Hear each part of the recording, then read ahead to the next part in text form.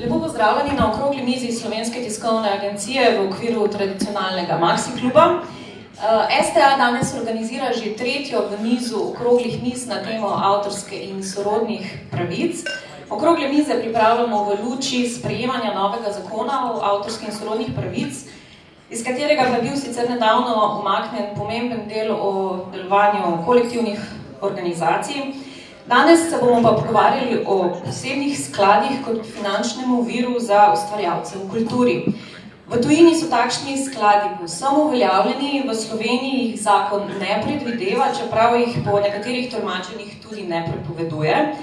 In zaradi obstoja teh posebnih skladov sta Slovenija in slovenska kultura po nekaterih ocenah prikrajšani za od 3 do 5 milijonov evrov. O posebnih skladih se bomo danes pogovarjali z režiserjem Metodom Pevcem, založnikom in kulturnim delavcem Mitjo Čandro, predsednikom glasbenega odbora pri Združenju SAZA s Primožem Grašičem in generalnim sekretarjem Evropskega združenja izvajalcev AEPO Xavierjem Blankom. Gospod Blank je večkrat že bil v Sloveniji in tudi zelo dobro pozna Slovenijo. Pred 15 leti se je prvič mudil v Sloveniji in sodeloval prek programa FARE, tako da je seznanjen z razmerami. In gospod Blank bo govoril v angleščini, tako da bo okrogla miza tudi v tem jeziku potekala. Prosili smo ga, da govori počasi. Če pa bodo kakšne težave, pa lahko gospod Blank tudi ponovi povedano. Imamo tudi kolega, ki mu prevaja in če bo kakšna težava, bomo poskušali to rešiti sproti. Gospod Blank, začnimo najprej pri vas. Kako so posebni skladi urejeni v tujini?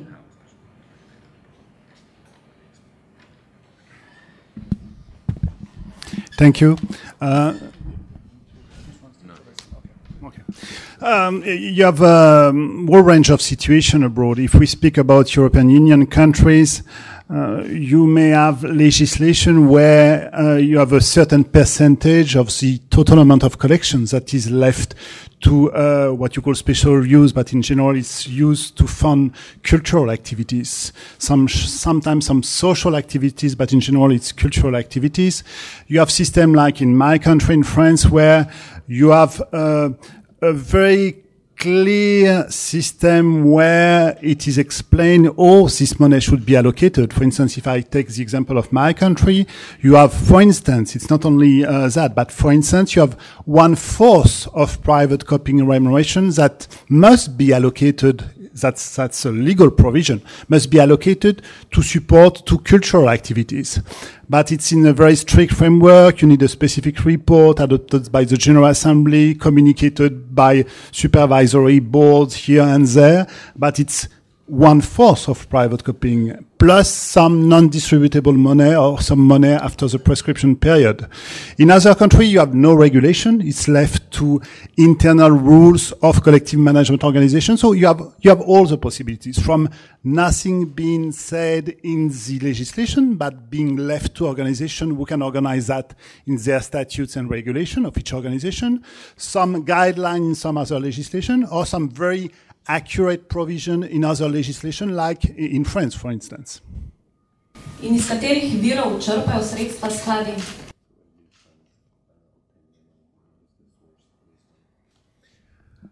That's collection, of course. In the case of France, you have 1/4 for private copying, from private copying remuneration, and you have money after the prescription period, who used to be 10 years, and now it's 5 years. To give you a scale, if we take into account all the money collected in France from private copying, and the French legislation has been quite successful so far, it's going to be more difficult and it's not easy. But in Europe, the private copying system in France has been quite successful. It means that, for instance, last year, between the author societies, the producer society and the performer society, only with the source of private copying, something like 50 million euro were dedicated to cultural activities in France from these funds. Gospod Čandar, v Sloveniji takšni skladi niso uzakonjeni. Ali poznate kakšen tehten argument, zakaj jih država ni predvidela v zakonu? Kaj je po vašem razlogu, da Slovenija nima uzakonjenih takšnih skladov? Lepo pozdravljeni tudi z moje strani. sam se s problematiko avtorskih pravic nekoliko pobliže ukvarjam v zadnjem letu, šele preko pogovorov in preko informacij, ki jih pridobimo od svojih kolegov, ki se trudijo na tem področju premakniti stvari.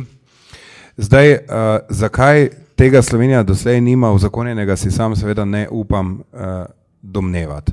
Mislim pa, da gre pravzaprav za neko temo, ki je zame osebno sorodna problematiki tako imenovanega knjižničnega nadomestila.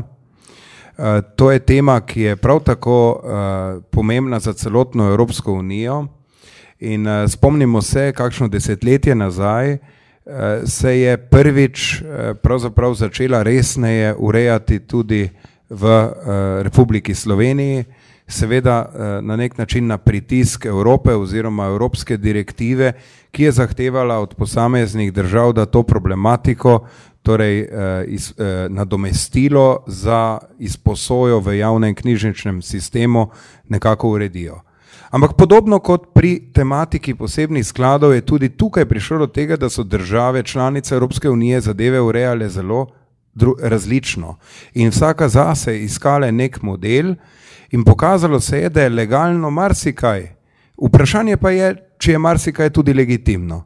Spomnim se takrat grškega primera, ki je bil takšen, da so formalno najprej knjižnično nadomestilo legalizirali, potem so pa istočasno nekako uzakonili, da nihče nič ne dobi. Ne? Zdaj, kako so to točno naredili, se več ne spomnim, ampak vem, da je tudi to bila legalna rešitev.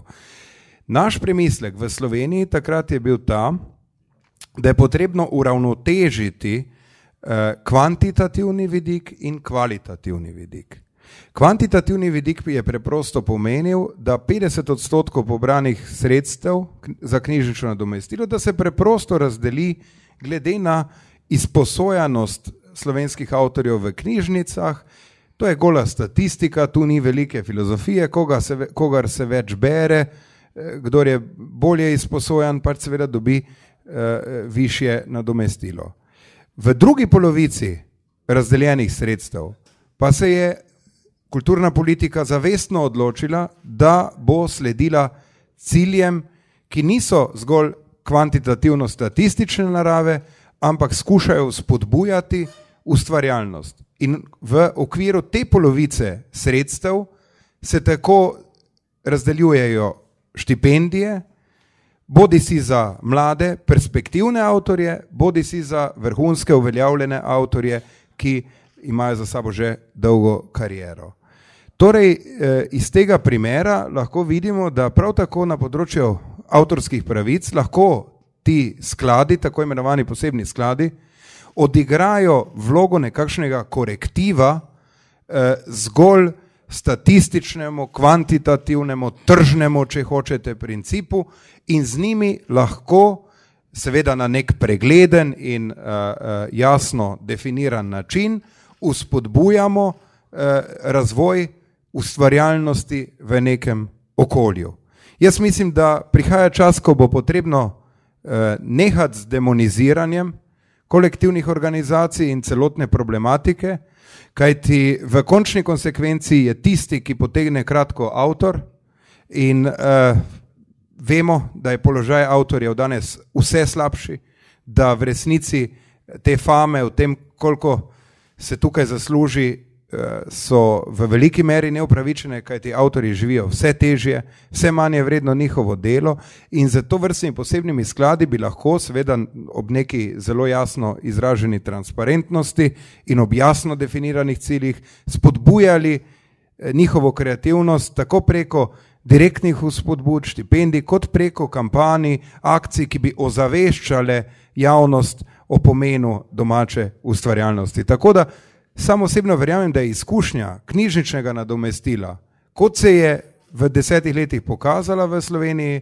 kljub pripombam vendarle kot koristna in učinkovita, da velja v tem smislu pristopiti tudi k argumentaciji, vsaj na Slovenskem, za ustanovitev posebnih skladov in seveda ob tem poskrbeti za jasne cilje, za jasno definirane cilje teh skladov, za jasno definirano metodologijo delitve sredstev, da se torej izognemo tem stalnim očitkom, ki grejo zraven kolektivnih organizacij, da pa dejansko poudarimo to, kar je namen teh skladov. Spodbujanje avtorskega dela in spodbujanje kulture. Kajti ne nazadnje, če lahko zaključim s to mislijo, posebnost Evrope je ravno v kulturi in ravno v neki kvaliteti bivanja, ki jo želimo poudarjati, ne pa zgolj v kvantiteti, statistiki. Vse to, verjemite, imajo drugi bolje urejeno od nas, Evropejcev.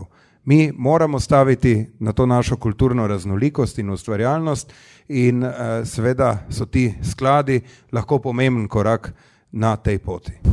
Kdo pa bi mogel v vašem postaviti pravila igre? To na ravni države? Ali... Seveda, jaz mislim, da v dialogu, podobno kot je pri knjižničnem nadomestilu, prišlo do dialoga med takratno oblastjo oziroma državo in pa med stanovskimi združenji, konkretno Društvom pisateljev, Združenjem prevajalcev in še nekaterimi drugimi. Mislim, da bi zadeve bilo potrebno postaviti v dialogu med kolektivnimi organizacijami in državo in ob tem vse skozi jasno paziti na to, da se sledi transparentnosti. Kajti mislim, da morajo kolektivne organizacije vlastno dobro narediti najprej to, da postavijo popolno transparentnost svojega delovanja. Da se nikakor ne skrivajo za tem, da gre za neke zasebne organizacije. Javnost je izjemno nervozna, jaz hodim med ljudmi in lahko se zgodi tudi zelo črn scenarij za avtorje, kajti ko bo nek populističen režim, dodatno populističen, ko bodo se razmere zaostrile, nikogar ne bo zanimalo pravo, enostavno bodo to vse ukinili. To slutim. In ravno zato, da se to ne zgodi, je treba igrati na popolno transparentnost do zadnjega centa. Ampak jasno, vehementno se postaviti na stališče, da je avtor vrednota. Da je avtor vrednota in da je treba avtorstvo v današnjem času podpreti. In ti skladi so velika gesta v tej smeri. Gospod Pevec, kaj pa bi po vašem takšni skladi prinesli kulturi? Če govorimo o 3 do 5 milijonov evrov na leto, kaj bi ta sredstva pomenila za slovensko kulturo? Po vašem. Zdaj pa kabel prekratek, ne, tako da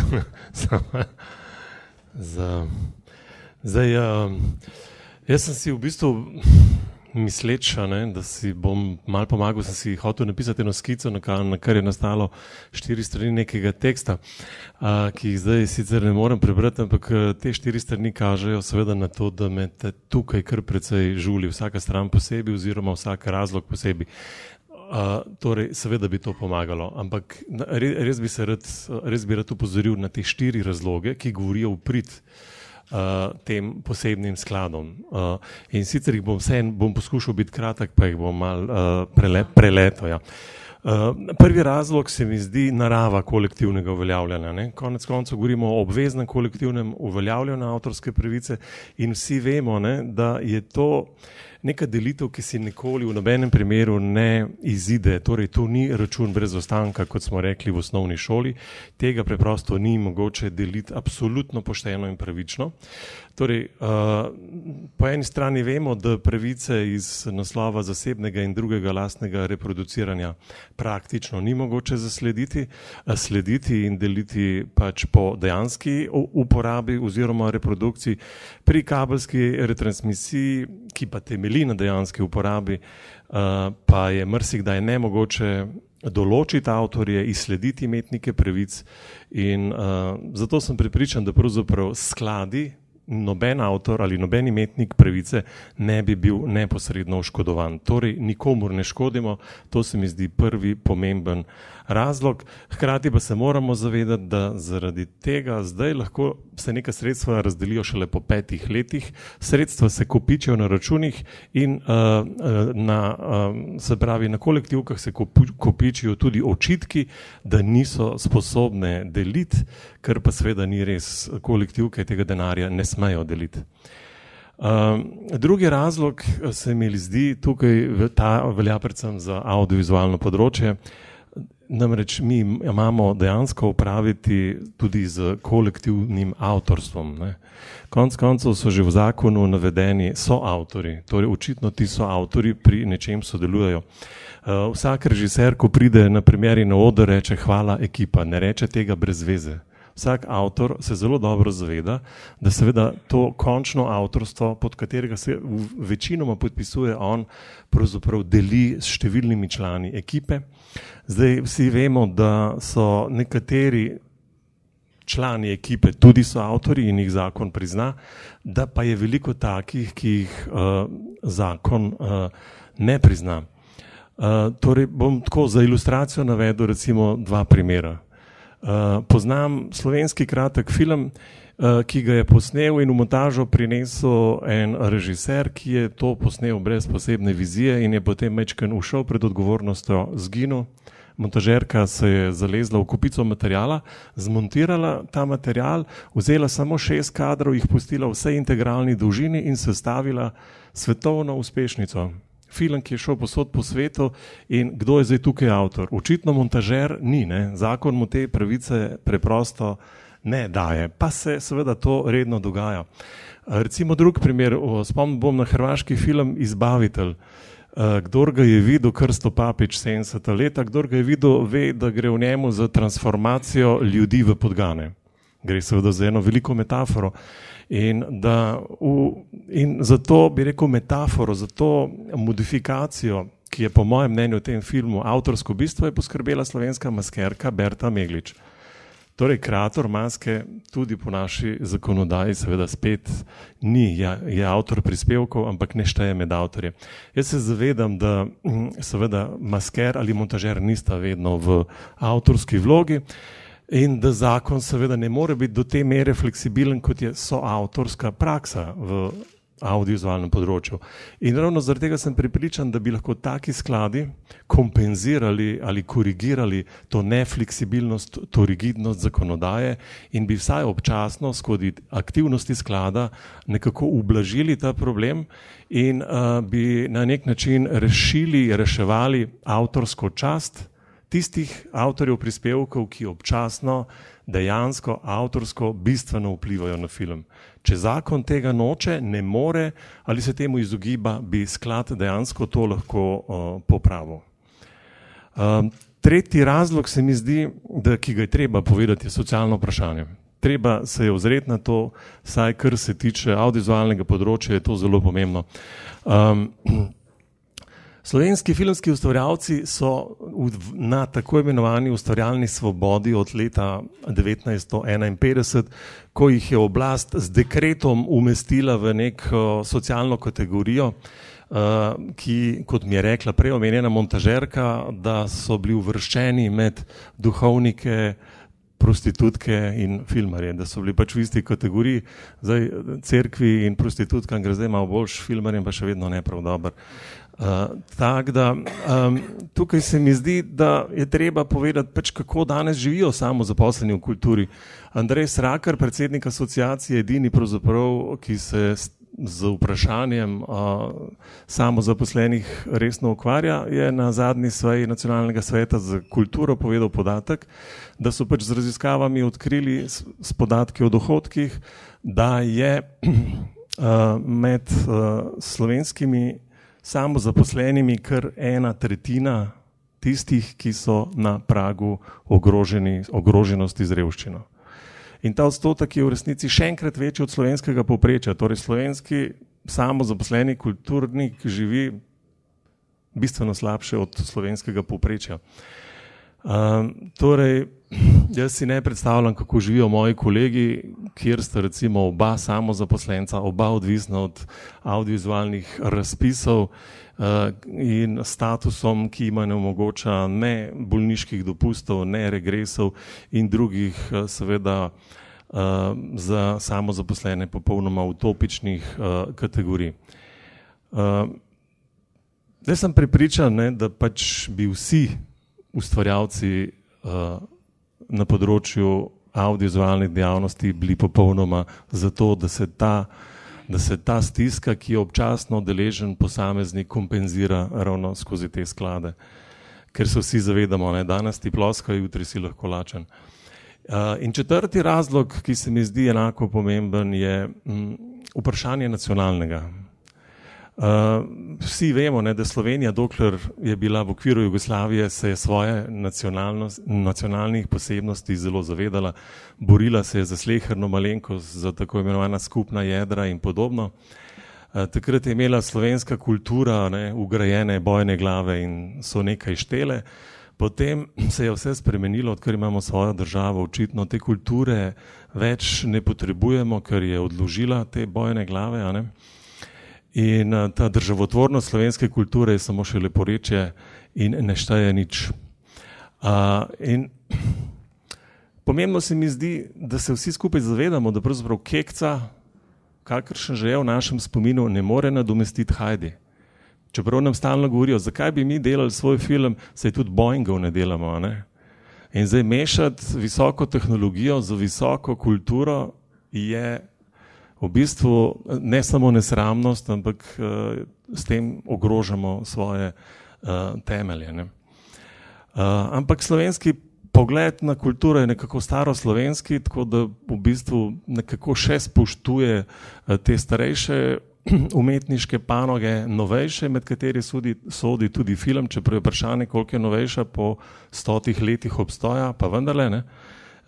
Tle se pa seveda je treba vedeti in se zavedati, da so to drobtinice, da pač slovenska audiovizualna produkcija je znotraj Ministrstva za kulture vredna 2 do 3%, ne. To je res en majhen denar. Tako da jaz osebno sem prepričan, da čeprav zveni patetično, da je slovenska kultura majhna in da je ogrožena. Ampak de facto, ne, se v tej Evropi obnaša, da nima Francija tako, kot da je njena kultura ogrožena. Oni se borijo za svojo kulturo na vseh področjih. Mi se za njo ne bojimo, to je neverjetno. In namesto, da bi, kaj bi rekel, namesto, da bi končno smo v Evropi dobili neko osvobojeno ozemlje, na katerem bi se lahko do polnosti razvili, pa se mi zdi, da se tega ne zavedamo in da bo kmalu lahko prišel spet Emir Kusturica in nam očital, da smo bečki konjušarji, ne, ker se bomo čist prodali. Če pogledamo v Evropo, potem je pravzaprav ta odstotek, se mi zdi, ki ga posamezne države oziroma posamezne kolektivke smejo namenjati svojim skladom, pravzaprav samo odraz neke, kaže pravzaprav na obseg neke njene nacionalne samozavesti. Torej, mi se ne upamo nič in imamo za to nič. Če je država, ki se upa in verjame v svojo kulturo, si pač vzame ta večji odstotek, ampak mi smo se nekako navadili, da v tem svojem zadnjem obdobju prisegamo bolj na nekaj, čemur jaz rečem birokratski legitimizem. In ko je vse birokratsko legitimno, potem smo čisti in mirni. Se pravi, ta presežek, da bi se pa upali in se odločili karkoli po svoje, v prid svoje kulture, ker se tega zavedamo, to je pa izhlapelo.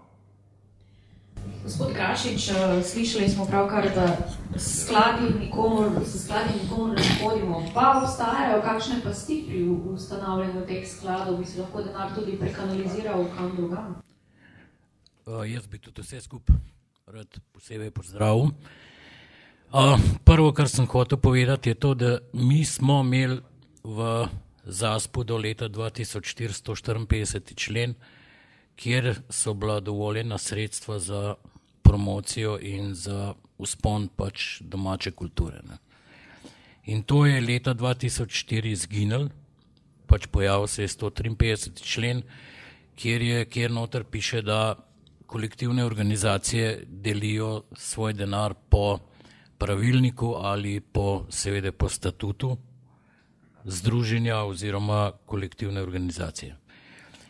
In jaz mislim, da bi mogli, mi Slovenci moramo biti zmeri nekaj drugače kot druge države, ne. Ene države oziroma večina držav ima celo uzakonjen promocijski sklad za podpiranje lastne kulture. In vse te države recimo dosežejo približno 3-kratni proračun Evrope za kulturo s svojimi skladi. S tem, da tako, kot je rekel gospod Pevc, so ljudje, ki pač na stara leta nimajo več denarja, nimajo za preživeti, pa to se v Nemčiji, v Franciji posod plačuje iz teh skladov. Glasbenike, avtorje, audiovizualce, vse. In to bi bilo prav, da se to pri nas naredi tako, kot je že bilo. Seveda obstajajo pasti, lahko pride do nekega elitizma ali kakorkoli obrnemo. Sam jaz še zmeraj mislim, da tukaj morajo biti komisije, ki pač odločajo, komu ali je nek projekt temu vreden, da se ga podpre ali ne. Ampak recimo, če pogledamo, zdaj prodaja plošče valjda od leta 2004 do danes upadla skoraj za 85%. Založbe več ne vlagajo ne v mlade ansamble, ne v snemanja. Če dobiš nekje, mogoče ti pokrijejo uvitek, ostalo moraš pa narediti vse sam, plačati studio, plačati glasbenike, ker včasih tega ni bilo. In zato tudi je pri nas vse manj slovenske dobre glasbe, to pa se pozna na naši kulturi in če mi ne bomo začeli na tem delati, bo to definitivno zginilo. In iz teh skladov bi se mogli financirati lastna produkcija, boljša produkcija, tega denarja bi lahko ostalo dost. Seveda je vsaka kolektivka se valjda zavzema za to, da je čim več denarja razdeljenega in da se najde čim več imetnikov avtorskih pravic. Ampak, kokarkoli obrneš, kakšne sredstva nerazdeljena ostajajo, poleg tega pa tudi v pogodbah s sestrskimi društvi, ki jih ima recimo Združenje SACES, namenjajo 10% po pogodbi našemu združenju za razvoj lastne kulture. In to nam je recimo država vzela oziroma prepovedala, pa trdi, da ni prepovedala, v glavnem se s tem več ne smemo oziroma ne moramo ukvarjati. In jaz mislim, da je skrajni cajt ena dobra stvar v novem zaspu, ki je bil sicer porazen, je bila to, da so nam hoteli vrniti promo sklad, čeprav to je bil nekak pesek oči za seveda vse ostale ukrepe, ki so jih hoteli speljati. Ampak mi lahko, Slovenija lahko doseže visoko raven z glasbeno produkcijo, z audio-video produkcijo, se pravi našo kulturo lahko dvignemo s temi skladi precej više, kakor je. Je pa zelo napodno. Torej vi ustrajate, da bi mogla država v zakon napisati na papir, ti skladi morajo biti? Absolutno, ker so v tujih državah so te skladi ozakonjeni. Francija ima 42 milijonov evrov letno tega sklada, nemška GEMA recimo 28 milijonov, pol imamo avstrijska AKM, mislim, da ima okoli 10 milijonov, še Hrvatje imajo 800 tisoč evrov, mi smo imeli pa 80 tisoč evrov sklada. In to bi se mogli zakoniti in to moramo postaviti, da se naša kultura nazaj postavi vsaj kje, kaj je bila, če ne še višji. Ampak vaša kolektivna organizacija v svojem statutu tudi predvideva te posebne sklade, da nam del sredstev namenjate za spodbujanje ustvarjalnosti. A to živi v združenju dejansko? To je v združenju živelo in to je bilo celo neke vrste podpiranje iz našega nadzornega organa, se pravi Urada za intelektualno lastnino. Celo leta 2006 smo dobili sklep urada, da moramo promo sklad na skupščini obravnavati in smo ga. In to nikogar ni motil, dokler ni kar naenkrat 2010-2011 prišlo, da je ta sklad nezakonit. Pa še danes se nekako ne more odločiti, a to je zakonit ali je prepovedan ali ni prepovedan. In pol je prišel je tudi sklep, prišel je pač sklep, da smo nekako lastne avtorje oškodovali. Sam to ni šlo z tega denarja ven. Ne. In prišel je sklep, da moramo mi vrniti ta denar. To pomeni, če smo mi v avtorjem, in to celo z obrestmi. To pomeni, če smo mi se prav podpirali to, kar bi mogla podpirati država, Ministrstvo za kulturo in vse ostali, razne festivale, razne edicije Društva slovenskih skladateljev in tako naprej. Mi smo to delali, kar bi mogla država delati. In zaradi tega smo bili vsi kaznovani. In zdaj ne vrnemo denar. To pomeni, da gremo v nov prekršek. Spet moramo, ker avtorska organizacija nima rezervnega denarja nikjer. Mi nimamo skje vzeti, da bomo zdaj lastnim avtorjem vrnili.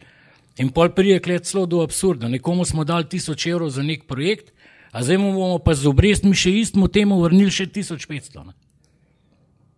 Recimo, ne, to je, kle v Sloveniji res prihaja do raznih absurdov, ker ena organizacija z drugo, oziroma en državni organ za drugega ne ve, kaj dela. In to se dogaja ne samo SAZS-u, ampak verjamem, da je vsem kolektivkam.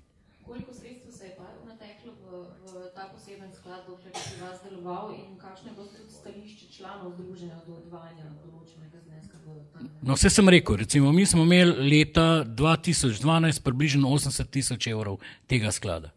Hrvatije so imeli leta 2012 800 000. Ne? In to je drobiž proti Franciji, ki ima, koliko sem povedal, imajo 40 milijonov tega.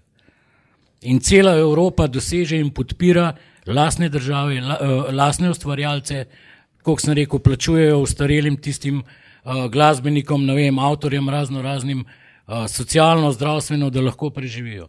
Pri nas se gremo pa za 80 000 evrov, ki je v bistvu pred drugim državam drobiž, pa skozi se neki primerjamo z Evropo, pa mi bomo Evropa, pa vse kle smo pa čist na celi črti pogrnili. Gospod Čander, se strinjate?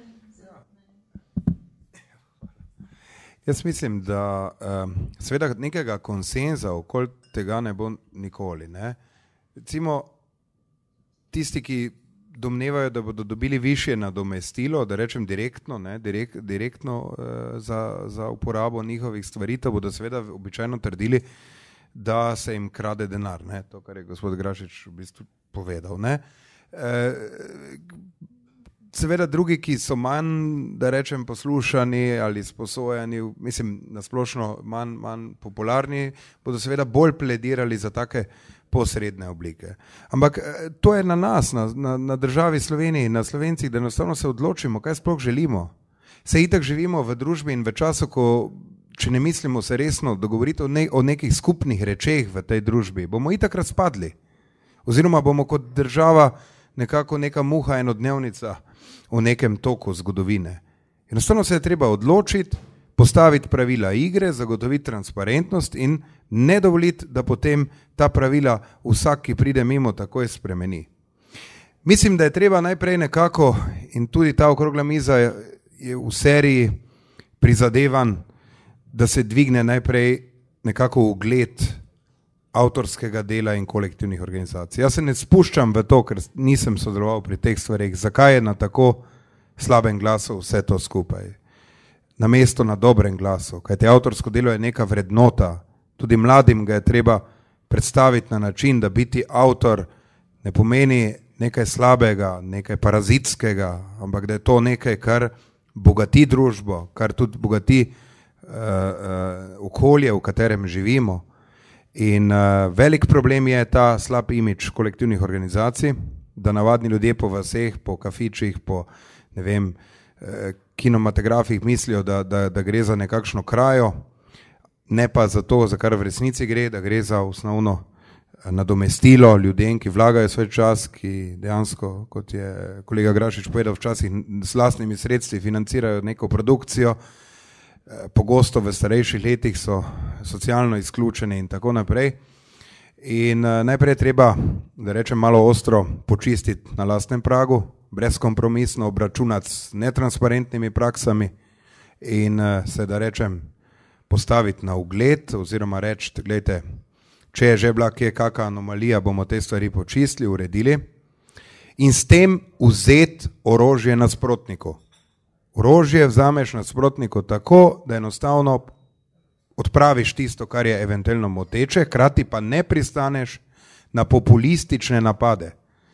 Kajti prepričan sem, da je vendarle, kot spoznavam ljudi v zadnjem času, ki konkretno delujejo na tem polju v raznih kolektivnih organizacijah, ogromno iskrenih prizadevanj, da se naredi za avtorje veliko in da se poskuša narediti še več.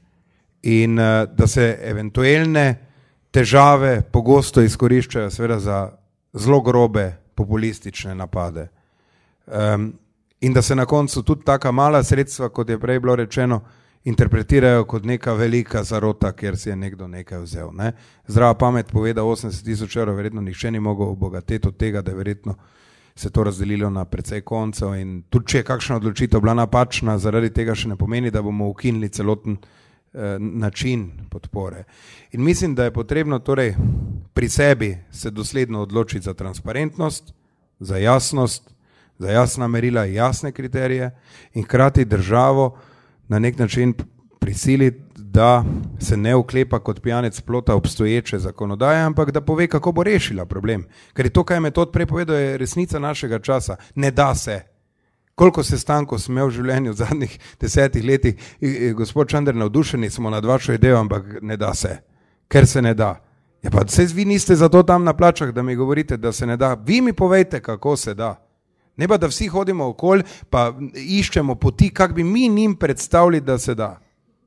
In še en nasvet vam povem, za konec malo za šalo, malo za res, mi je en uradnik, moj prijatelj po 15 letih povedal, je rekel, Čander, ti predolgo razlagaš te tvoje predloge, ko prideš k uradnikom. Je rekel, veš, ti misliš, da boš bolj utemeljil, ti pa v resnici meni daš samo čas, da ti vmes povem, zakaj se ne da narediti in si rešim naslednje pol leta pred tabo.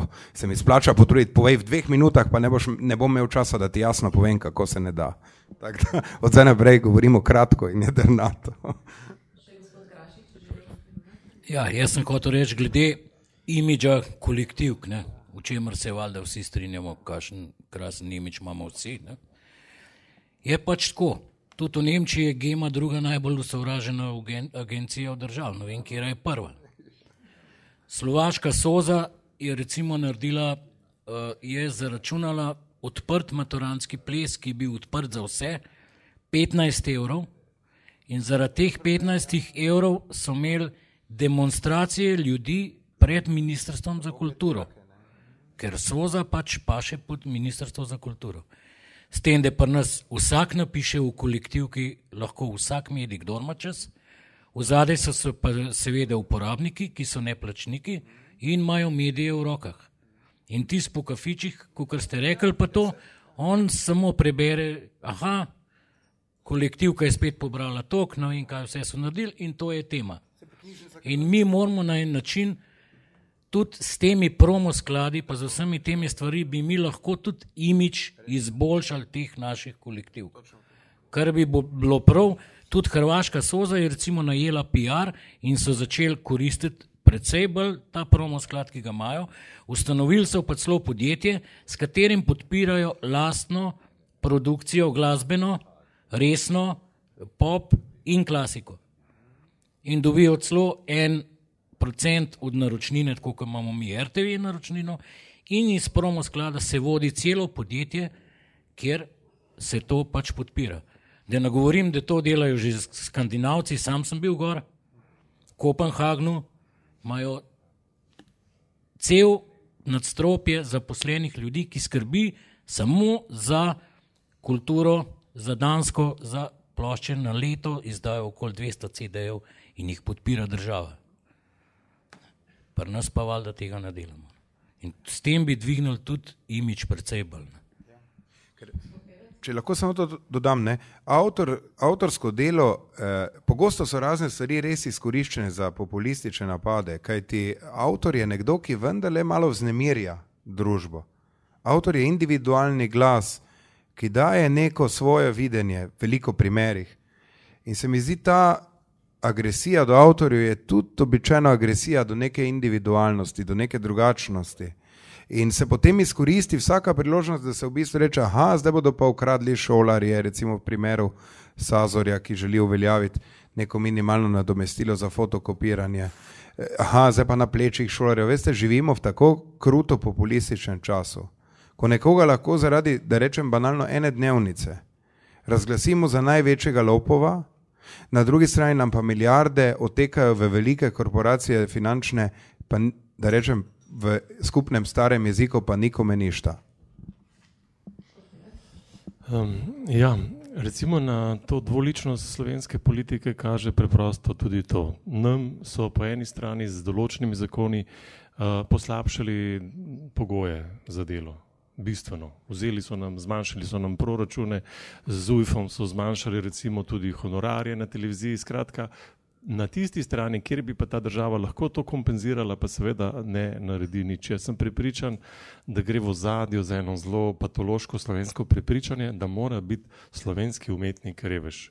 Ker če ni revež, ne, če on normalno živi, pol ne bo, ali bodi si ne bo delal dobro, ali pa sploh to ni pravi umetnik. Mi imamo to v glavi, ta predsodek, ki je star in se vleče verjetno od prastarih časov naprej. In seveda to so neke stvari, ki jih pač težko premaknemo.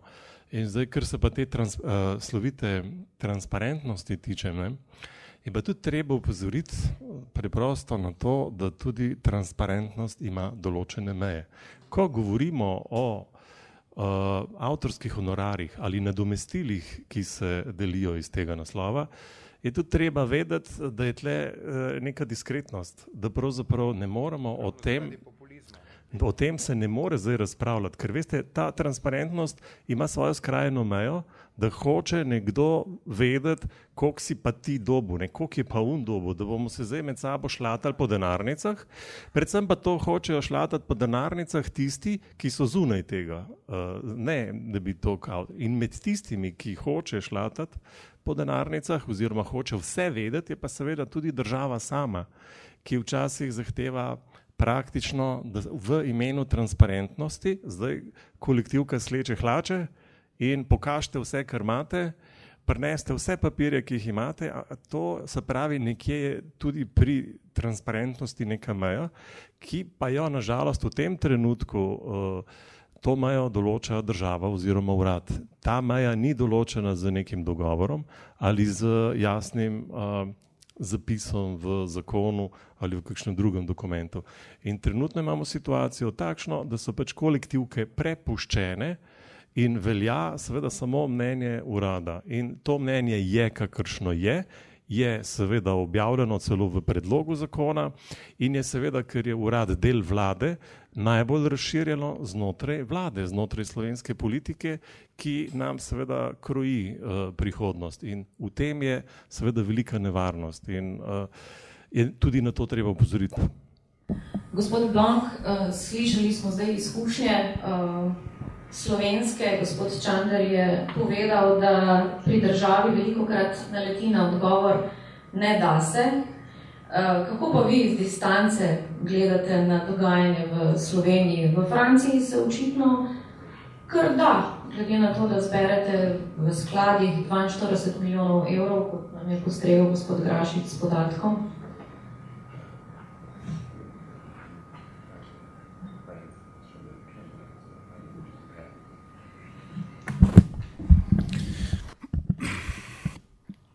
First, I think that I share the view of most of what has been said about such a system. What is very important is, if not transparent, to be very clear, and it goes together. So you need a legal framework, being a legislative one on bylaws, regulation of your organization. You need also a clear description of activities that can be subject to this financing. It cannot be everything. You need criteria to be clearly established for those asking for support. You need also a clear decision process, because who will decide to give this amount of money to this project, this festival, this performer for scholarship or whatsoever. So you need to be very well organized in your organization to guarantee a clear and fair decision process. And you need also a clear reporting, because at the end of the day, you have to find one way or another to have what you have done in the framework of such activities to be approved by your General Assembly or to be approved by the legal bodies of your organization. And in a number of legislation, this is also subject to a certain level of control of public authorities. When I say a certain level of control, it's just making them, giving them the information available on the basis of which they can do whatever they want. They don't have a control of it, but they have a transparent view of the activities of the organization. And we have to keep in mind, and it's not an answer to your question, you have to keep in mind that in general, EU authorities are very reluctant to accept that rights that were collected through collective management will be dedicated to something else than direct distribution to right holders. A few years ago, the view of the European Commission was, and the view of a number of members of Parliament is still that you collect for performers, you have to distribute to them. Financing a festival, financing a cultural activity is not a distribution. Fortunately, that has been clarified notably by the Court of Justice of the European Union in a court case concerning private copying, where it has been said that with regard to intellectual property, you can compensate right holders, you can remunerate them directly, or you can also compensate them by financing cultural activities. So it has been accepted as a way to compensate right holders for the use of their work or recording. So this is very positive. We have to be careful also when you are too successful. Because, for instance, that's a system that so far has worked quite well in France. But from time to time, we have some politicians saying, okay, but by the way, all this money, it could be spent by the government.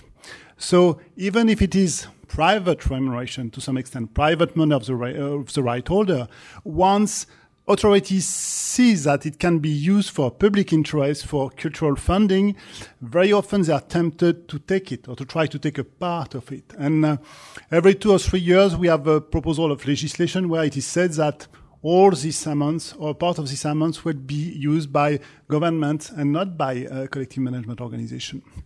With regard to what I understand from the Slovenian situation, which is your question, I don't know if they are here representative of public authorities, but it looks a little bit chaotic, I think, and there is a need for a clear understanding of what is collective management and what is the interest of right holders. I'm impressed, for instance, and it's true that I've been there maybe 15 years ago, if you take what has been done for the collection of private copying remuneration, it has always been problematic. I remember when I first came that it was given to a private law firm to collect private copying remuneration on behalf of authors, performers, and producers. I know now that you don't have authorized organization to collect private copying remuneration, which is a problem. It may generate a lot of loss or waste of collection for right holders. So I think that it's very important that you have a clear dialogue. It's very naive and probably you are strongly involved into all those things. It's not very helpful, but you should have a permanent dialogue with the authorities in order for them to really understand what is the challenge for collective management organization and how money can be distributed and allocated in order to obtain satisfactory regulation. Because, for instance, it seems that from what I understood, for instance, that you try to have a specific fund, you have to suppress it because the authorities said it's not possible.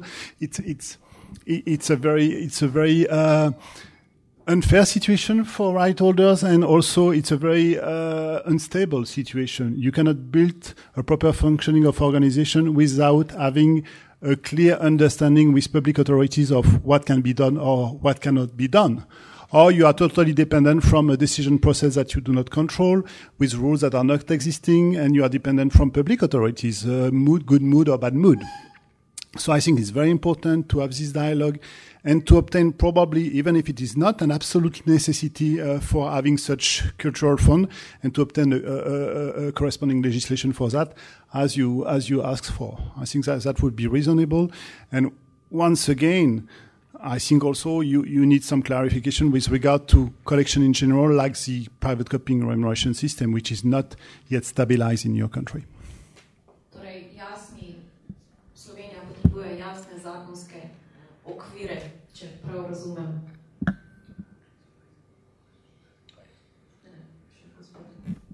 Če smo prav razumeli. If the result of the discussion would have shown that you did such activities without any problem, I would say, no, you don't need it, because it's not an absolute legal necessity as such. A legislation can leave it to regulations, statutes, or bylaws of collective management organization. But you don't have this background. You have a background of an unstable relationship with regard to these activities. So I think that in this context, you should better have clear regulation for that. Bilo mogoče zbrati sredstva za promocijo ustvarjalnosti oziroma za spodbujanje ustvarjalnosti tudi kako drugače, ali so ti posebni skladi edina rešitev?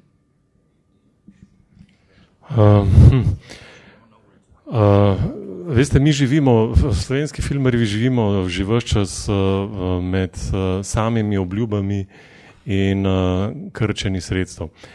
Nam obljublja ves čas neka zunaj proračunska vire, ki se obešajo na druge subjekte, ki seveda tega ne sprejemajo, in potem smo mi tisti krivi, ki ves čas terjamo nekje, ne, in izpademo slabo. Namesto da bi nam seveda država zagotovila ta sredstva, nas spravljajo v položaj, da si jih moramo sami, in smo potem s tem zelo obremenjeni.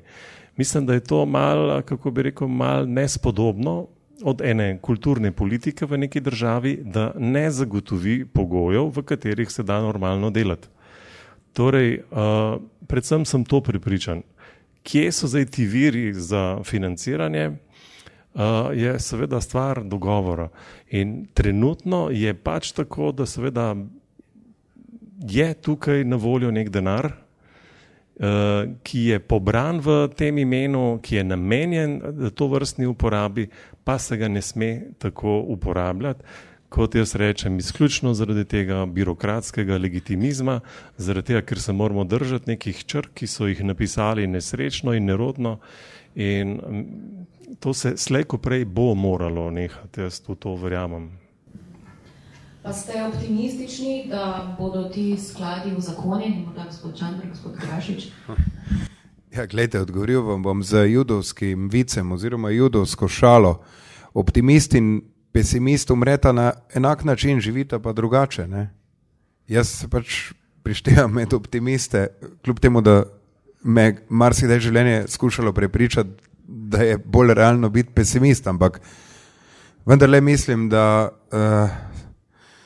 Slovenci le nismo tako neumni, da bi do konca izpodjedli lastno substanco, in ena od pomembnih prvin naše substance je kulturna ustvarjalnost, in verjamem, da se bomo tega na neki točki, ko še ne bo prepozno, vendarle zavedli, in da bomo predvsem se postavili po robu temu populizmu, ki je zelo nevaren in ki nas vedno znova skuša prepričati, da je avtor, umetnik, nek ne bodi ga treba, nek neprilagojeni Freigeist. Ta mitologija je res iz Prešernovih, Cankarjevih časov, kot je prej Metod povedal, ne, ta, da umetnika slavimo šele po smrti, ne. Prej mora biti pa revn, da lepo poje, ne, da v cukrarni zapoje. In v resnici ne govorimo o nobenem bogatstvu, govorimo zgolj o dostojnem življenju umetnikov. Jaz ne vem, verjetno vas večina pozna, kakšne so konkretne številke, da vam samo z enim podatkom ilustriram za nov roman srednje dolžine. Če je podprt z državnimi sredstvi, avtor dobi približno 5-6 tisočakov bruto, in zdaj si predstavljajte, koliko dela vloži v to in kaj za to dobi. Govorimo zgolj o neki osnovni dostojnosti. Hkrati pa govorimo tudi o spodbujanju okolja in senzibilnosti za umetnost. Mi se ves čas pogovarjamo, da imamo težave z bralci knjig, da predvsem mladi ne berejo dovolj, da imamo verjetno na drugih področjih podobne težave, da je prodor te globalizirane kulture, globaliziranega okusa na vseh področjih ustvarjalnosti. In seveda bi potrebovali tudi zelo premišljene kampanje in zelo premišljene akcije, ki bi spodbujale ljudi, da konzumirajo umetnost in da so pripravljeni tudi kak evro za umetnost kdaj dati.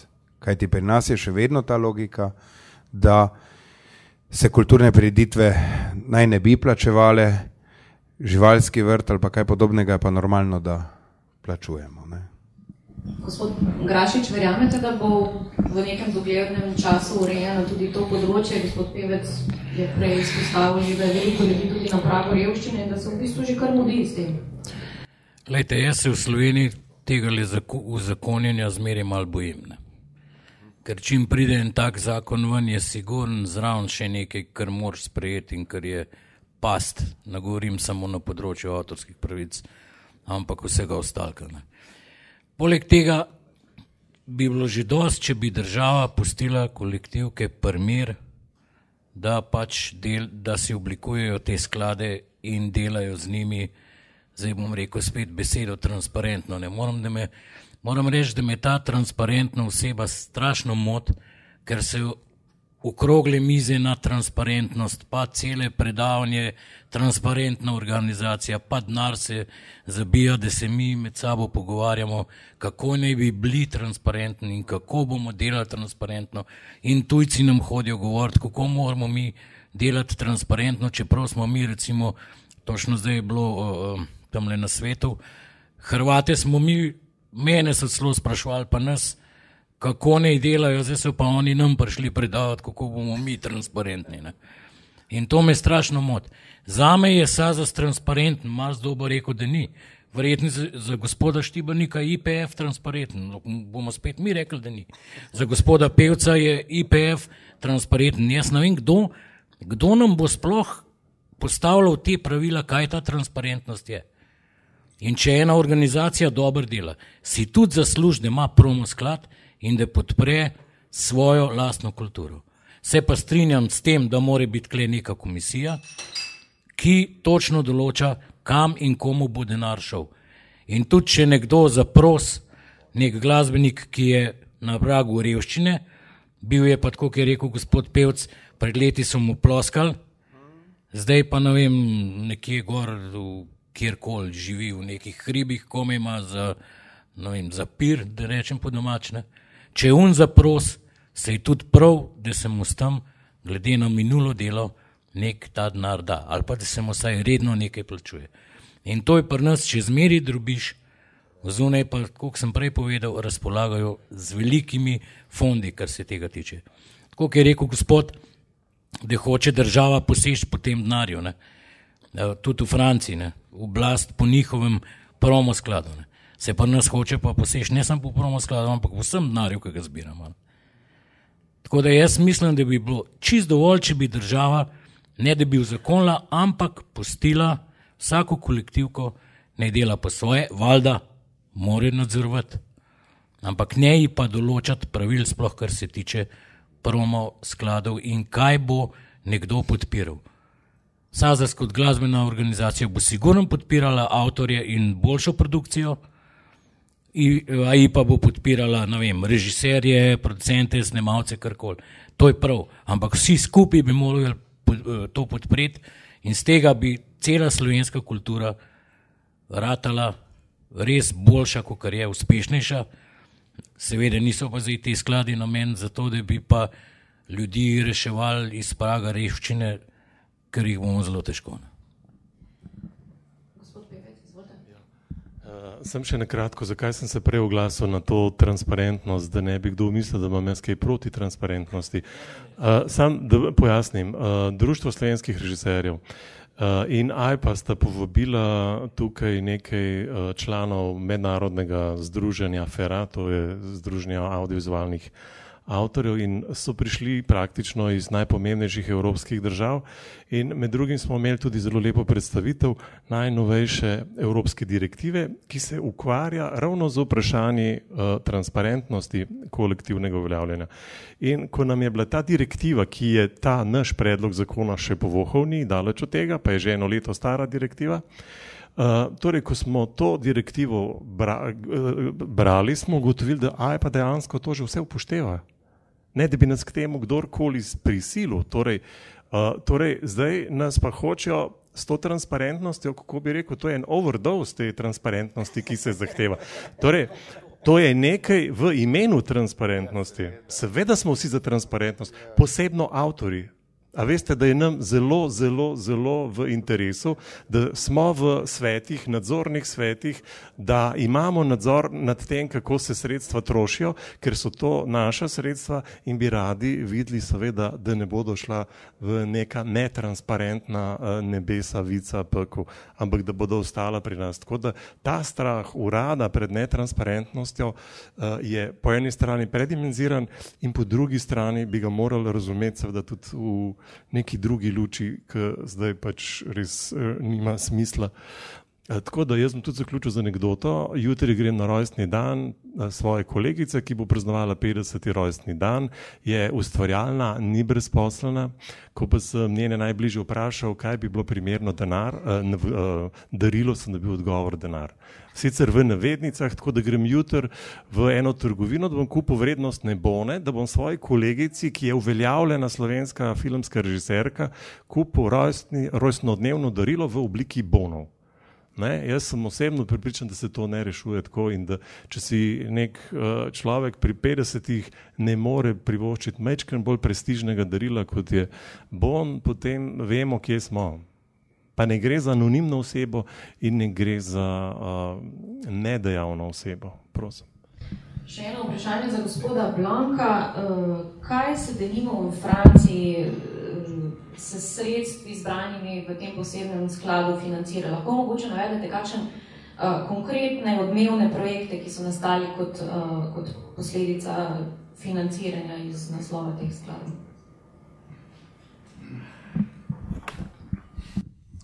You have a number of festivals, for instance, which are financed in that way. You have some theatrical production, notably where they use some recordings as a sound background during this theatrical production. You have scholarship for young performers.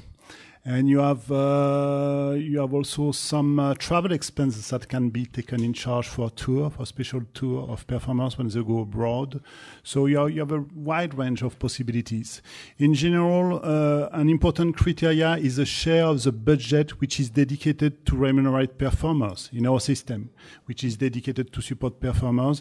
We are very careful when we fund a project that an important part of the budget is dedicated to the payment of performers themselves, and not to other expenses or to a general manager of a festival who would take 60% of the fund. So we are very careful about the balance between the cultural expenses and the administration expenses, for instance.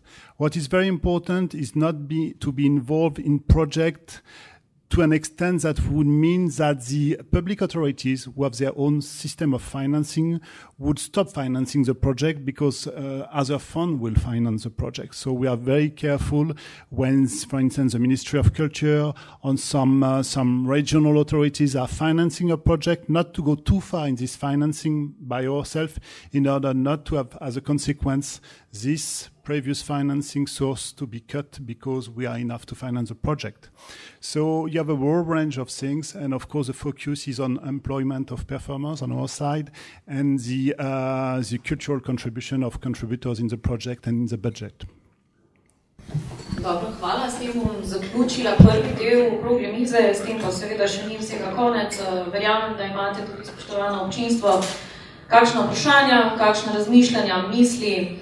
Tako da pred besedo predajam, ker vam mečkrat imamo težave z mikrofoni. Bo treba... Da, še vedno ne dela. Zdaj sem na glas. Če ga daš čisto blizu dela.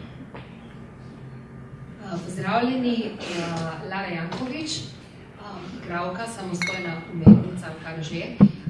Bi pa rada sam eno izjavico, zelo se strinjam z gospodom Pevcem, glede te transparentnosti, besede, ki mi gre v meni strašno vetra, in te overdoza le tega, to se zelo strinjam, bi pa Primožu rekla transparentnost, ne vem, komu je kaj transparentno. Jaz moram reči, da za ta Staza se res ne gojim nobenih simpatij do Stazasa, žal. In kaj zame ni transparentno, ker se mi je meni tudi to zgodilo, ko sem prijavila svoj koncert, za katerega sem mogla plačati avtorske pravice, in sem lepo jim poslala dopis, po kakšnem ključu računajo recimo avtorske, kaj moram jaz njim plačati, in so rekli, ja, ne, 3 variante imamo, ampak nikoli nobenega odgovora, na kakšen način, zakaj imajo 3 variante, v katero od 3 sem jaz padla, kaj je to, koliko dobijo moji avtorji, nikoli nič. Od AIPE recimo, kakor vem, pa dobimo skozi dopise, pa pošteno zneske, pa vse se ve, kaj je. In recimo meni to ni všeč. In jaz pa Stazasu v tem primeru res ne zaupam.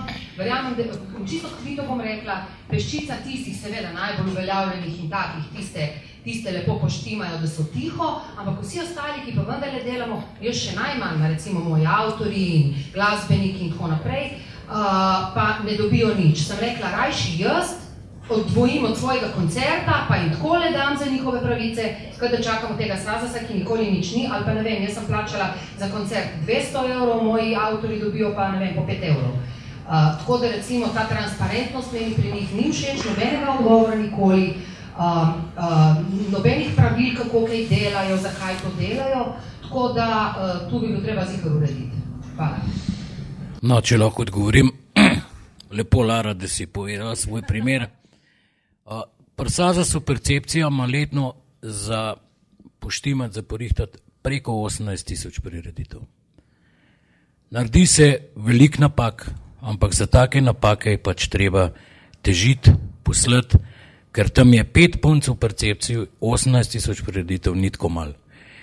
In za vsak denar pri nas se ve, kam gre, lahko se oglasiš na Sazas, pogledamo, kam je šlo, kaj si plačala. Stvari, ki so pa, ki se zaračunajo po koncertu, so pa zelo odvisne. Ali je, koliko je bilo publike, ali se je prodajala pijača, kakšen je bil bruto honorar. Tako da zato so 3 različne variante obračunavanja koncertov. Odvisen, kakšna prireditev je, koliko je bila oglaševana in to pač te punce delajo. In če se ti zdi, da nekaj ni bilo, pošleš vprašanje, prideš osebno na Sazas, dobiš odgovor. No, bom jaz osebno se pozanimal, pa pogledal korespondenco s tabo, pa z percepcijo, ki skrbi za prireditve. Evo, obljubim. Torej, en problem smo rešili. Moje ime je Marko Mitja Feguš. Jaz sem Mitglied des Institut für Leichtathleten, arhitekt, delam tudi za Bauakademije, Nemško Bauakademije. Na razpravi v državnem zboru je bilo evidentno ugotovljeno, da se pri nas kulturna politika lepi na star birokratski sistem in na način grobega liberalizma. Ta sprega, ta dvojnost je tako očitna, samo preprosto, če pogledamo iz druge finančne perspektive, je minister za kulturo domače iz naslova obnove in varovanja spomenikov zaprčilo 200 milijonov evrov. Mi se tu pogovarjamo o honorarjih 5 evrov, pa 20 ali pa 200 evrov. Osnovne sistemske rešitve, tako na osnovi teorije, družbenih teorij, recimo zakon o splošnem in pravnem postopku. Tam smo slišali dr. Trpina, ki je strokovnjak za upravno pravo, on se govarja načelo sorazmernosti. Avtor bo vedno v vertikali na najnižji stopni. Tu gre za načelo šibkejšega. In to načelo šibkejšega je treba uveljaviti na vseh nivojih. Tisti, ki je močan, individualno, naj se individualno bori. Zadruge, teh nimamo. To je sistem, evropski sistem. Trans-evropskih zadrug nimamo. Drugih oblik samostojnih kulturnih, to nimamo v zakonu. To, kar pa nam ponujajo slabo, veliko izobražene politiki, beseda transparentnost v finančnem poslovanju ne obstaja. Mi lahko govorimo samo o finančnem nadzoru in ta nadzor je točno umeščen, je lahko umeščen samo v določen resor. To se pravi v Ministrstvo za finance, ne v Ministrstvo za gospodarstvo, kjer je urad, in ne v Ministrstvo za kulturo. Tam je nadzor, kako bi rekel, kako se oblikuje sredstva. Če pa je v zakonu možno to, da šofer pri Vibi sklepa avtorsko pogodbo, to je pa deviacija. Tega nikjer na svetu ni, da bi šoferji kamionov vozili z avtorskimi pogodbami. Mi ne bomo mogli v teh 6 mesecih izobraziti slovenskih politikov, pa jim razložiti, kaj so to ugotovičene avtorske pravice. Čim prej moramo se zbrati, kot sem predlagal, zbrati in tistim, ki veliko so prejšnji zakon in zakonodajo poročili, zlobirati in dati en pameten, pošten, ustvarjalen, pravičen, sistemsko uravnotežen zakon. Takega, tak zakon je že leta 31. Dr. Gosar v Beogradu vložil in kot socialni minister s tem zakonom, ki je visoko, bi rekel, zakonsko rešuje zadeve. Tako umrtvičenih pravic. Danes, bi rekel, pravice, mrtvičenih, niti v zapuščenskih predpisih jih ni nikjer se ne zbirajo. To se kar, kako bi rekel, to gre kar mimo, kot Drava ali pa Sava. In dokler, bi rekel, ta Serenja, kakršnakoli, arhitekti, kdorkoli, ne bo sposobna se vsesti, zlobirati vsaj Italijana pa Mađara v skupščini, pa še ene, 2, 3 pa vložiti en zakon, ki bo razumen in ki bo, bi rekel, ki ne bo panično odgovarjal na evropsko direktivo, ampak bo napisal na podlagi naših, bi rekel, 200-letnih spoznan o tem so English pisali, Ref, Gosar in tako naprej. To je treba vzeti v roke intelektualno, ne pa, kako bi rekel, zdaj se bomo pa spravili, kako bi rekel, ali na AIPO, ali pa na SAZAS, ali pa na zadrugo, ali pa na društvo. Pa to cehovske zadeve, to naj se uredi v teh krogih.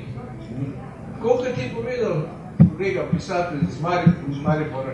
Intelektualno je treba temu pristopiti, pa zdravo pa končati teh politikov, ki jih imamo, ki so slabo izobraženi ali pa celo kopirajo sami, tuje stvari. S temi si ne moramo pomagati. V naslednjih 6 mesecih potrebno imeti papir na mizi in poslati poročilo v Evropsko unijo. Direktiva je popolnoma jasna, če se pa na direktivo neki posamezni interesi lepijo. Govorimo recimo o financiranju kulturnih projektov. A ste videli, da bi kdaj kakšna banka dala kredit? Dala je za prevzem podjetij. Zdaj naj to ubogi kulturniki, kako bi rekel, vsake 4 leta Pel Špeh pride kulturni program, opera v Celovcu ali pa karkoli. Kdo smo? Vse smo se izobraževali, eno smo se zunaj ogledali zadeve, ki funkcionirajo. Tako preprosto da gre. Na način bomo intelektualni. Lahko sem jaz nekaj rečem.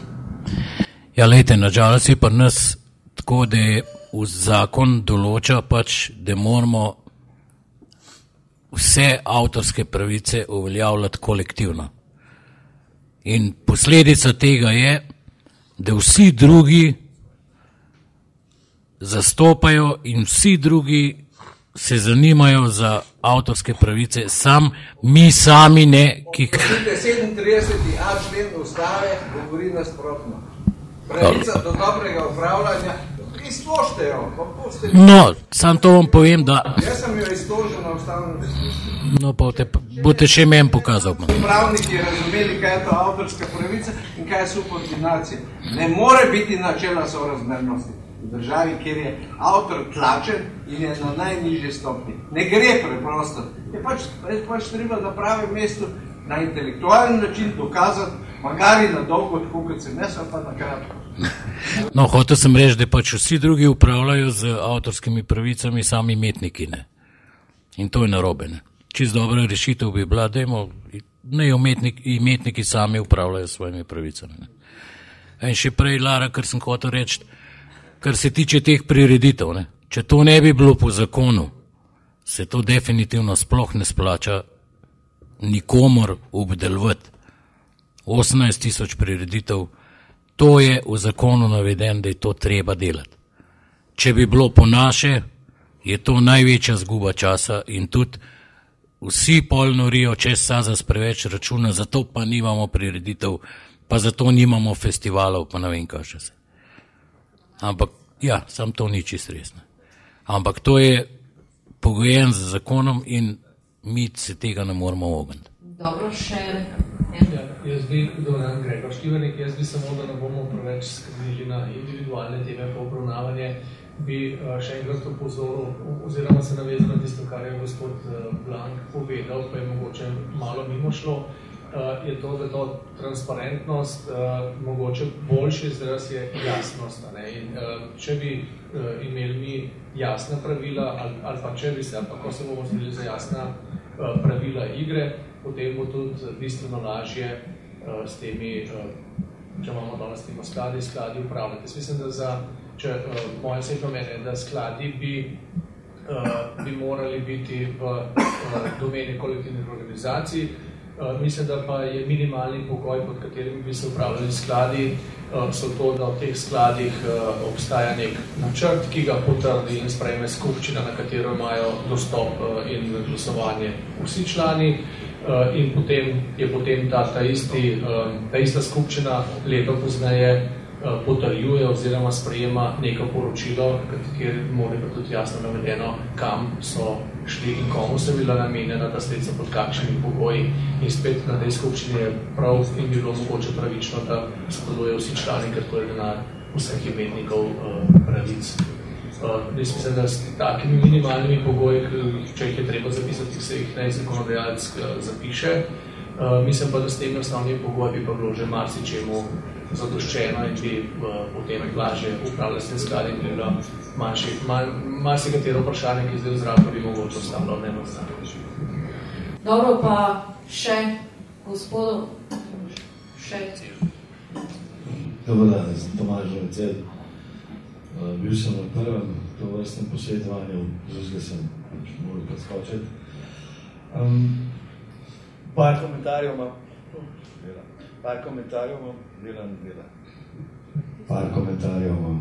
Nekaj bi zelo konkretiziral, druge stvari to bolj mišljeno.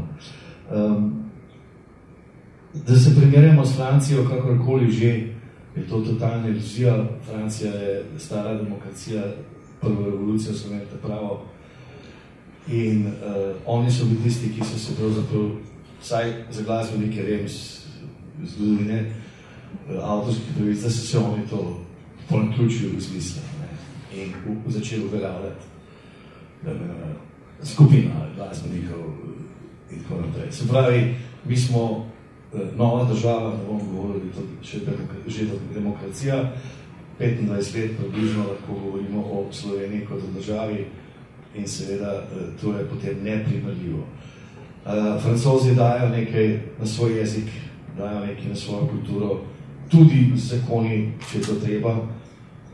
Govorim o tem, kar z prve roke vem, o kanadskem pristopu oziroma pristopu države provincije Quebec v Kanadi in seveda o tem, da sem se že leta nazaj, se pravi zdaj približno 30 let, ker sem šel v Britanijo, ko sem se soočil z v narekovaju precej odklonilnim in celo z afrikanskim stališčem britanske glasbene populacije, ko so začeli Francozi uvajati kvote, tako imenovane kvote. Te kvote so se izkazale za zelo produktivne in so se celo višale, koliko naj bi bilo francoske glasbe v francoskih radijskih in drugih kulturnih ali komercialnih sporednih oddajah, radijskih postajah in tako naprej. To se je zelo obrestovalo. Jezik je zaščiten. Pri nas tega ni. Govorili smo o tem, kako je bilo v prejšnji državi. Ja, imeli smo celo v Beogradu smo vedno napadali, šta je ovaj vaš jezički sud, mi smo imeli jezikovno razsodišče. Zdaj niti sanjati ne moramo ničemer tako. Na prvem posvetovanju je tu gospa direktorica urada, Vesna, za katero sem pred kratkim svedel, da je že odstopila. Ona je imela eno zanimivo idejo, da bi zopet naredili seveda, tako kot je pri nas navajeno, neko telo, skupno telo, kjer bi se zadeve sinkronizirale in sicer med Ministrstvom za kulturo, Ministrstvom za gospodarstvo in Ministrstvom za šolo in izobraževanje. Lahko povem, da srž in rak rana vsega skupaj, glede na to, da smo talci pravnikov in pravniškega sistema ali ne sistema v tej državi, od začetka do konca, od Kučana do Tirka in zdaj Cerarja. Rak rana vsega, o čemer govorimo in o čemer bi se morali govoriti sproti, je to, da je bilo avtorsko pravo kot izbirni predmet šele v 4. letniku pravne fakultete. Ne vem, kako je danes, ampak sega to nazaj. Ne. Zato pravno se v tej državi, kar se tiče avtorskih pravic, ne da ničesar urediti, ker so vsi, tako rekoč, amaterji, tisti, ki imajo v tem strokovno ali službeno kaj se govoriti. Potem imamo tu še, no, seveda, zdaj se bo že ustavili to, tako ker je rekel gospod arhitekt, odteka, vse pa odteka, voda. Za nazaj retrogradno se ne da ničesar, niti določiti, niti dobesedno pokasirati. Zdaj bom pa še konkretiziral sklad za pomoč revnim ali bankrotiranim ali ne vem kakšnim umetnikom obstaja. Jaz sem to zvedel pred 14 dnevi od kolega Čarlija Novaka.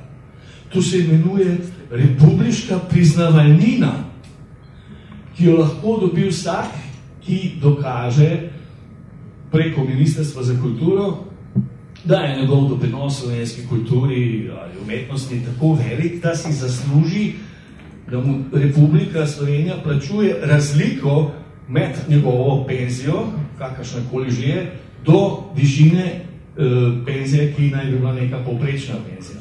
Se pravi, zadnja številka, ki sem jo videl, je 771 evrov. Ko sem šel gledati imena, moram pa zdaj zelo konkretizirati na nekaj, kar je gospod Metod Pevec prej omenil, bomo s tem pojmom pa zaključil, ker če ne bo spet predolgo tole trajalo. Med tistimi 10, mogoče 20 letno dobi to penzijo. Od glasbenikov do umetnikov, arhitektov, likovnikov in tako dalje. Med njimi tudi predvsem mojih kolegov ali marsikoga, za katerega bi jaz rekel, da je sporen, glede na njegov doprinos ali karkoli slovenski, kulturni in umetniški srednji. 10 do 20 letno jih to dobi to priznavalnino. No, in lahko povem, da med njimi je tudi, gospod Pevec, sedite, če še ne veste tega, in vsi ostali, Rade Šerbežija. In zato prosim, draga moja igralka, ne se jeziti za tistih 20 ali pa 200. To bomo mi že sami uredili. Tudi v kafičih, ti sploh kaj dobiš od tega Zazasa? Ja, dobim. Pa tudi drugi dobijo, ampak to je naš problem. Mi imamo privilegij, hvala Bogu, ki nam predaje od ustave naprej zakon, ki imamo seveda najboljši zakon, enega najboljših avtorskih zakonov na svetu, ki se pa ne izvaja tako, kot bi bilo treba. Tako, kot sem včeraj slišal, da imamo spet ne vem kakšno, da smo številka 1 v ne vem nečem, pa se to ne izvaja. In smo spet tam, ker smo bili, pravniki so diletanti, so bleferi, so prevaranti in smo vsi njihova žrtev. In zato ne se ukvarjati s tem, kako bi to pravno uredili. Prosim lepo, da se vsi povežete in ste zraven, naredite svoj predlog, svoje sklade in tako dalje in potem to predločite Evropski uniji in parlamentu. Z diletanti in prevaranti se prosim ne ukvarjate več. In še tukaj, promocijski sklad je zato, da se promovira avtorsko pravo, da se promovirajo avtorji, da se promovira slovenska ustvarjalnost, ki je zmeri slabša, ali je tako več ni. Če gledamo, kaj se dogaja na televiziji, na radijskih postajah, nas mora biti groza, kaj se vozi po cestah, nas mora biti groza, in ko se vozimo skozi tunele reklamnih panojev, ki so v glavnem postavljeni nelegalno, tukaj prosim, da začnete in začnejo govoriti o transparentnosti. Ne o tem, da je dobi 10 ali 20 ali 1000 ali pa 100.000 evrov avtorskih pravic. In ko se bo to začelo urejati, mi moramo to urediti. In nihče drug ne bo, ne govoriti o državi, ne govoriti o parlamentu. To so ljudje za imeni, to so ljudje za obrazi, to so ljudje za svojo preteklostjo ali sedanjostjo, upam pa, da ne svojo bodočnostjo, pa če ne bomo res vsi oditi. Hvala. Dobro, hvala. Še gospod Stane se je javil besedi, prosim na kratko, potem pa res končamo. Marko Simčič, z ozirom na to, kar sem slišal od panelistov, me skrbi samo to, da ko si želimo od države ustrezne zakonodaje, da nisem popolnoma prepričan, da je treba državi popolnoma zaupati da bo to ustrezno zakonodajo naredila, pripravila na tak način, da bomo imeli od nje mi, avtorji in ljudje, ki nas berejo, gledajo ali kakorkoli, res koristi. Zato plediram za tem, da tisto, kar nam država pripravlja v obliki zakonodaje, da mora biti vse tisto pod učinkovitim in natančnim nadzorom javnosti. To je prvo. In drugo, vesel sem, da se dogajajo te konference na avtorskih pravic v tem času. Želim si pa, oziroma pogrešam, točno to, točno tiste, o katerih se najbolj pogovarjamo. To je predstavnike države. Zato predlagam, okolikor to še niste naredili, da povabite na naslednjo tako konferenco tudi ustrezne ministre, to so ministri za finance, za gospodarstvo in za kulturo. Hvala lepa. Hvala. Slovenska tiskovna agencija bo v maju pripravila še 2 okrogli mizi na temo avtorskih pravic. Na eni bomo govorili o piratstvu. Skušali bomo zagotoviti tudi navzočnost kakšnega od predstavnikov države. Na prvi konferenci je direktorica Ursula bila, na drugi je bila vabljena, pa je tik prezdajci zaradi bolezni odpovedala. Tako da trudimo se. Tako, najlepša hvala. Zdaj pa vse vabim še na druženje, ki boste lahko z našimi gosti in gospodom iz tujine še mečkano poklepetali.